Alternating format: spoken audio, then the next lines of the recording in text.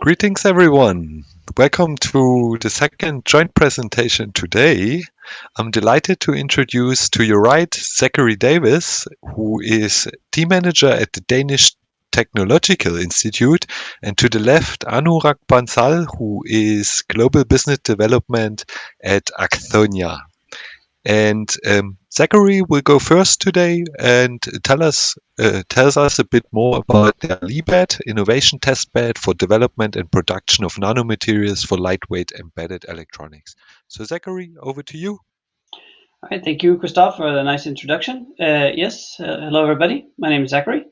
I'm going to talk about LEBED, which is a Horizon 2020 project, which I'm coordinating. So first of all, I'll tell you about LEBED, what it's all about, and then after my talk, Anurag will take over and talk about how Acciona has used LEBED, and been a part of LEBED, and what they have, what we have been doing for them. So let's just go to the next slide, which is a little bit about LEBED. So LEBED is this, if you look at the title, quite innovation testbed for the development and production of nanomaterials for lightweight embedded electronics. But basically, what you're trying to do is to form or develop a one-stop shop for services and infrastructures access within printed and embedded electronics. That means that instead of you can come to us through a single entry point, and then we will provide to you all the tools you need to, and all the people, the expertise, infrastructure, access, etc., to get your idea to market, or get your integrate new functionalities using printed and embedded electronic technologies. We are quite a few partners. This is a quite large project. We are 13 services spread across Europe. The services where we're providing are partitioned into three phases. We have a phase one, which is more about economic modeling, assessments. I'll talk a little bit more in details in a minute. We have the pilot project, which is actually the infrastructure access, pilot lines, tools. And then the phase three is the knowledge transfer. So what do you do once you have a prototype, once you have a pilot production, how to get to market? Just some of the sort of highlights: we are working together with Acciona, Acciona Innovation, TPU, Fraunhofer, Sustainable Innovations, and SC Partners. VS Particles, which they had a talk yesterday. CPI also had a talk yesterday. RISE, TENA, TNO, I think they also had a talk yesterday. TU Eindhoven, and I think that's about it. And on the inline characterization, which I'll talk a little bit about as well, is Fraunhofer and CList. So we have quite a few larger players and well-known players within the printed electronics industry in our test bed. We also have end users, because of course things are developing, processes and materials and pilot lines and services. Well, we need to try them out, so we're using we are using 4 end user cases, which represent 4 different application areas. We have Swarovski, which is working with intelligent services. We have Maya, working with embedded electronics and plastics for automotive applications. Graphiatic, working with smart packaging, and Acciona, which, well, you'll hear a bit more about later, working with embedded sensor and composites. So let's talk about the phases. What is LEBED and what can we do for you? So LEBED is a sort of this one-stop shop service. What we do in the beginning is take a more of assessment modeling approach. We look at we discuss with the client that's coming in, what would you like to do? Where are we at? Are we in an idea phase? Or are we in a pilot project phase, or sort of an upscaling phase? And we do a technical assessment. Once we have this technical assessment, once we know what we can do and how we can do it, then we can also provide different other services, because knowing that we can do it doesn't mean it should be done, because that's one of the main problems. So we can do a safety assessment. We can do an economic assessment. Can we meet the cost targets? We can do a life cycle assessment. Are the materials and processes sustainable enough? We can do a patent mapping. What's the patent or the IP landscape, or do we have freedom to operate? And then in the end, we can also help through pilot project financial support. So trying to find funds for eventual pilot project, because using these, in the end of the day, these things have to be sustainable for us. So we need to have money coming in, so we can also help you find funding to pursue projects. with us. In terms of the pilot project, we have quite a few different technologies to our disposal. We have three different types of pilot lines. One is concerning the materials, so nanomaterial development and scale up. We have nano-enabled formulations, which is development of inks and adhesives and composites. And then in the end, we also have printed embedded component pilot lines, so how to put them into components. If we look back in the beginning of the value chain, we're talking about materials. We have quite a few pilot lines at our disposal. We have most of them are well, we have the sort of wet chemistry side, which is solvothermal batch, and also flow pilot lines, where we can both work with small batches of a few liters, even sub liters, to do rapid development. So try to find which materials we could be used, or tailor something we have off the shelf into something new. And then of course we can upscale that into more pilot production, where we can maybe produce up to 10 kilos or even more a day. In this case, we actually have several pilot lines that we're already using, especially in the development phase. We can also design and build new reactors, new pilot lines, if we need to we have a very specific recipe that we need to follow. For example, this is an example of a nano copper pilot line that we built at DTI, which can then make up to 10 kilos of nano copper per batch and within a few hours. And this is all tailor-made just for this process. We also implemented in quite a lot of inline processes. I'll show you an example of that a little bit later. Some of the materials examples that we have developed in the last many years, and this is just a small amount of them. For printed electronics, we're mainly looking at the copper nanoparticles and silver nanowires. But we also are looking into carbon metallic hybrid materials, so carbon supports, and it could be graphene or carbon black, which are decorated with other metallics like silver, and there's another platinum example. We also look into dielectric materials like barium titanate, ferrite, magnetic materials, alumina, even titania. We have a huge variety of things we can make, and of course it's up to the client coming in what we need to develop. Represented by VS Particles. They gave a talk yesterday about this. This is a direct writing of nanomaterials using a spark ablation process, where basically you can then through this process just directly write and draw your structures onto any sort of substrate. This is really good for material screening, but also it could be interesting for sensor material depositions, where you only need a very small amount of material to provide, for example, a CO2 sensor or a CO sensor or something like that. So this could be an extremely valuable tool as well. If we look into the formulation side, so nano-enabled formulations, one of the things we really one of the big innovations with Libet is trying to reduce the time to market.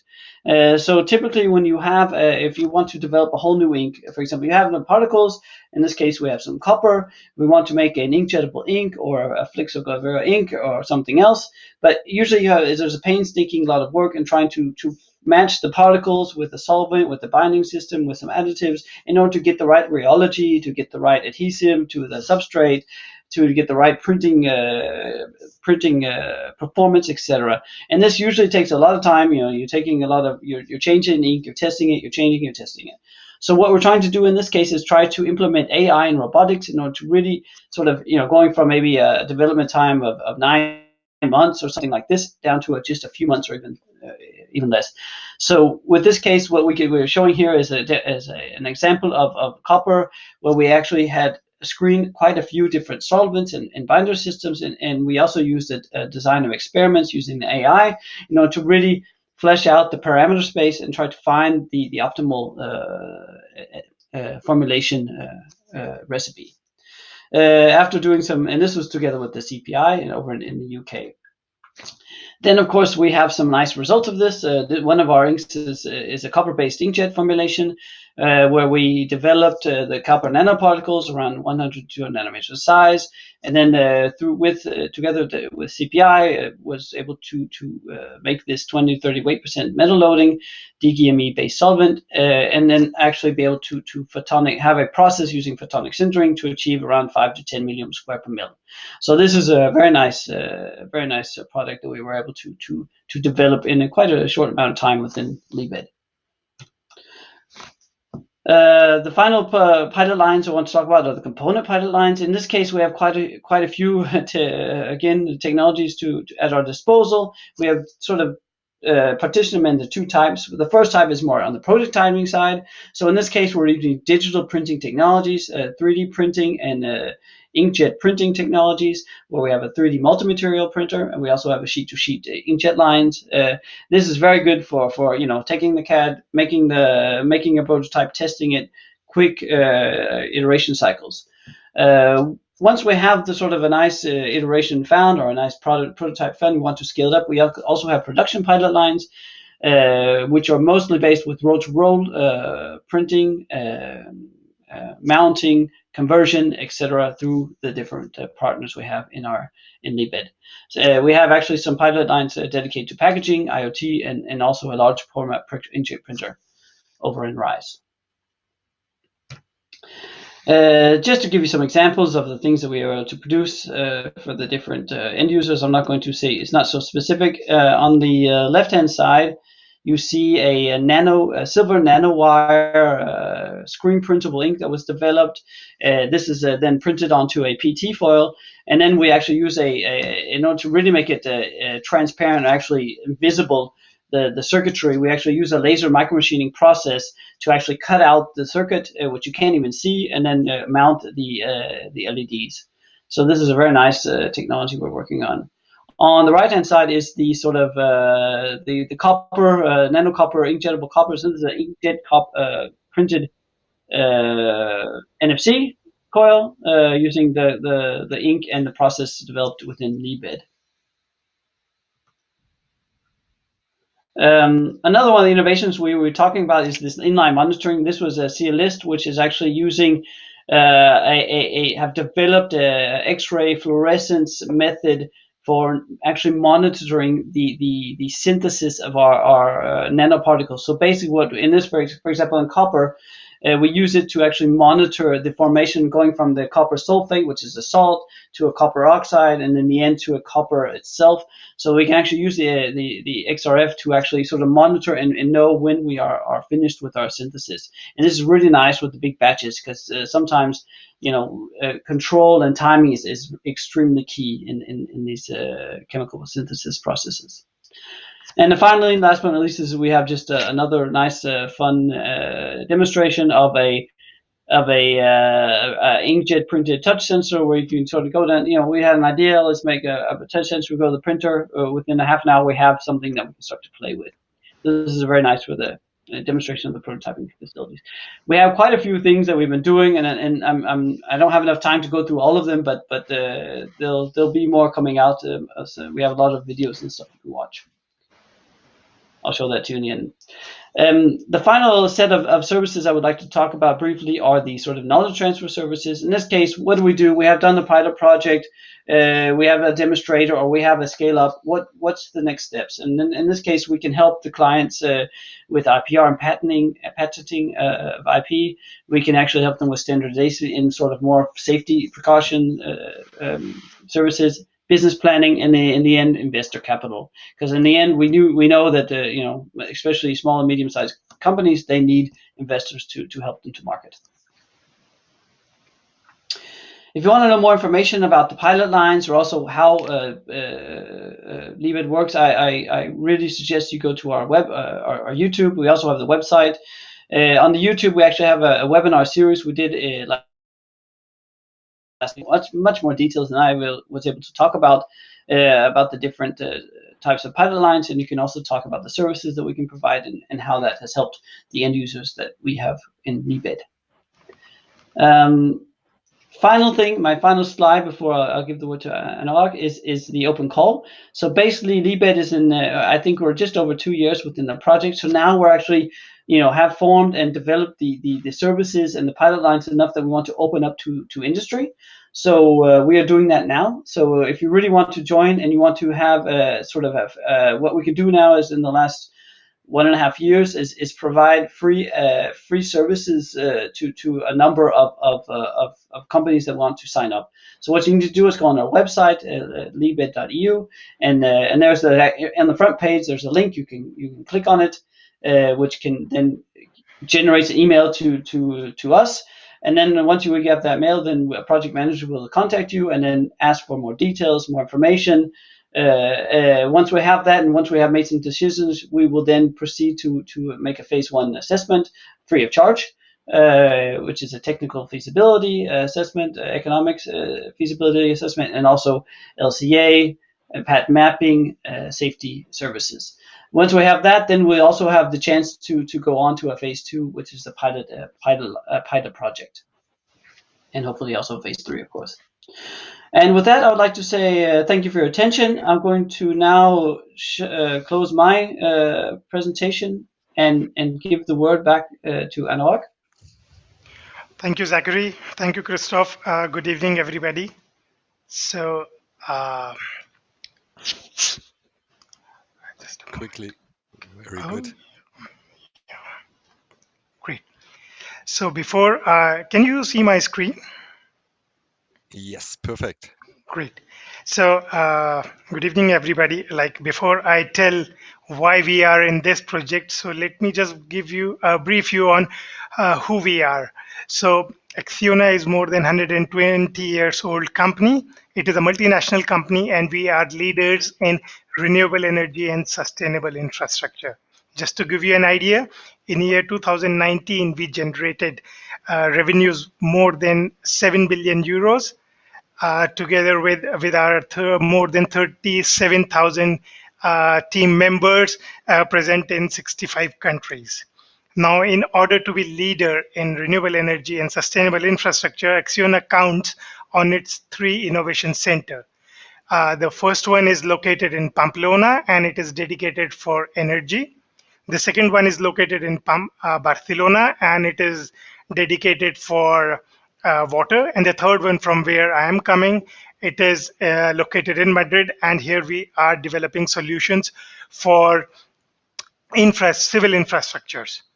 So this is our research center in Madrid. Here we have a team of more than 70 professionals. They are working in 14 labs and 1 workshop. So the areas of our research are underground construction and railways, roads, highway, bridge and structures. Then we are also working on concrete and composites. And finally, one group is dedicated on maritime works. So let me just brief you some of our innovations in composites. So this is like twin bridge, vehicular bridge that we designed, manufactured, and installed in year 2008. It is located in Madrid, and this bridge is made in carbon and glass fiber hybrid. Now this is a second project that we did. Here you can see a tunnel which we were excavating, and this railway, so you can see the amount of water that was getting infiltrated into the tunnel, and because of which we were not able to continue with the project. So when we talked with the site people, so we came to know that they have tried all the solutions available in the market, but they were not able to find a sustainable solution. So the problem was given to us, and then we developed composite panels for this. So on left hand side you can see the workshop that I mentioned before. In this workshop we are working 24 hours 7 days a week for 2 years for manufacturing the panels. And then on right hand side you can see those panels being installed on the site inside the tunnel. So this is the tunnel which is finished after installing of all the panels. Now this is one more bridge that we developed. It was done in year 2010, and here again we designed the bridge, we manufactured and installed. So here there were 2 requirements coming from the client. One was coming exactly from the architect, so he wanted something very aesthetic with lots of curve and very smooth finish. And the second was coming from the municipality of Madrid. because the bridges has to be located in city center, so they only gave us 2 hours for installation. So we did the bridge off-site away from Madrid, and then we set up the site, and it was installed in less than 90 minutes. So one final innovation, we did an entire lighthouse in composite material. This lighthouse is located in Valencia in Spain. And the beauty of this project was that we did all the parts and assembly in Madrid, and then we transported the entire lighthouse like a wind blade, if you know, to the Valencia port. So this is what we are doing with composites. So composites, like if you people don't know, composites are material which have got a lot of good properties, like they have got excellent corrosion resistant, they are light in weight, they have got high strength when it comes to concrete, when it comes to comparison with concrete and steel. But they have one big problem, and the problem is the high cost that goes with them. Now, why they are costly? Now, one of the reasons that they are costly is we use a lot of factor of safety. So what does it mean? It means that we put more material than actually is required. And what is the reason for that? The reason is we don't have reliable data on the performance of the material. So we add some more material just to be sure that it is going to work well during the lifetime. So what we are doing currently to get this data?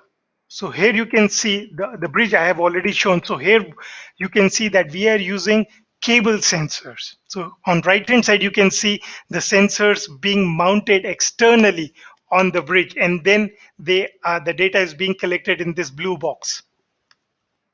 In this lighthouse application, you can see all those cables that are mounted externally. Now, what is the problem? The problem is that these kind of cables can get broken during the manufacturing, or during the transportation, or during the service life of the product. And what happens? We don't get the data, right? So this is why we are in Libet, because there is a need for wireless sensors. So why we need these wireless sensors? We need these wireless sensors to help us during production, for controlling the process and the quality.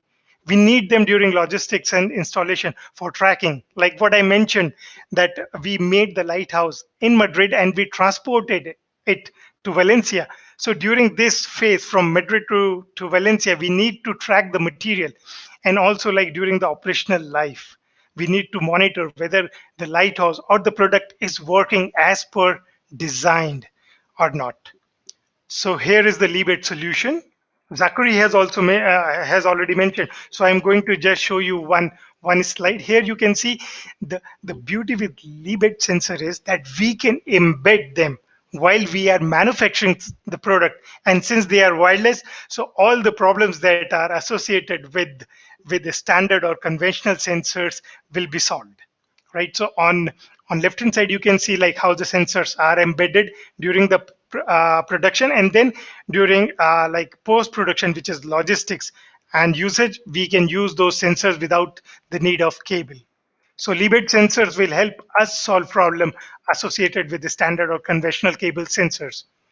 So with this, like, I end my part of the presentation.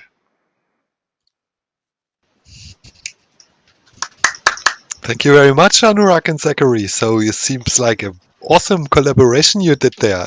Impressive work, Zachary, providing the solutions. Thank you. For the audience, if there are any questions, now is the time to type them in. I actually have one question for Anurag, maybe, and actually two for Zachary. I'm going to ahead and ask Zachary first about how mature an idea need to be in order for you to be able to help them, and what is the cost factor of using your services? That's good questions. For the first part, we are trying to be quite wide, and I mean, we would like to be able to help customers that have an idea. So already, maybe just on the idea phase, right? So maybe there is some sort of we have a solution that we can get off the shelf, but also if we're together in something that just wants to do a scale up. So something that's on that, I would say, early TRL idea phase up to something that is we can help those. We cannot help go to market. That's so if you want to up to a pilot production, we can help, but other than that, we are limited in our resources. In terms of the cost, that's I mean, right now we're working on quite a lot of cost modeling, and this is something we're trying to discuss with also the incoming open call. You know, trying to get okay, this is the service. How is the service? How much would this be worth? But we're trying to make it sort of like, you know, just to get access, maybe a small cost, but in order to get to the pilot line access, which is actually quite large cost usually, to help the customers if needed to procure the funding. This is the way we work. So yeah, it's this is the answer I have. Thank you very much, Zach. Anurag, one question Yeah. for you. So I was wondering whether, or no, how you two came together actually, and do you think that collaboration between academic institutes will further help you improve the construction industry? Yes, fantastic question, Christoph. You know, I think I don't think I would say yes. This kind of partnership is very important. You know, like one of my role here in Acciona is to see like with whom we can partner. You know, like as you have seen that we are providing solutions to the real life solution problems, and those solutions have to be delivered within a very short period of time. You know, so many times, like industry, they don't have enough resources. So we have to partner. And you know, universities and research institutes, they are the best because they have the technology and they are looking where they can implement it. And we can provide them with these kind of platforms. You know, so what we do, we try to partner with different kind of universities together and then develop a very good solution like which even like the client like. So I think it is very important to have this kind of partnership. Another, just to add to that, I mean, most of the parts in LeBed are actually research technology organizations. So actually, I would say more in between university and industry. So this is actually where we're at, and then this is actually it's for DTI. It is. I mean, we have our main goal is to service industry, to provide innovation to solve problems, this type of thing. So we're taking what's the basic research and then bringing it to the market is one of our main goals, and also with LeBed. Yeah. Mm-hmm. Impressive work, you two, honestly. Thank you very much. Thank you. We will close the talk now. I would like to say thank you very much to you both again, Zachary, for bringing in an awesome end user. Industry is always interested in end user, talking to the end user. So if anybody wants to reach out to Anurag or Zachary, DTI is exhibiting, so you can drop by their stand and approach their members. And Anurag is also available on the platform, internal messaging, and his email address is available. So do reach out to them. And thanks again for you two for making time to talk, to do the presentation. Right. Thank you, Christoph. Thank you, Zachary. Thank you. Thank you, everybody. Bye-bye. Bye-bye. Bye. Bye.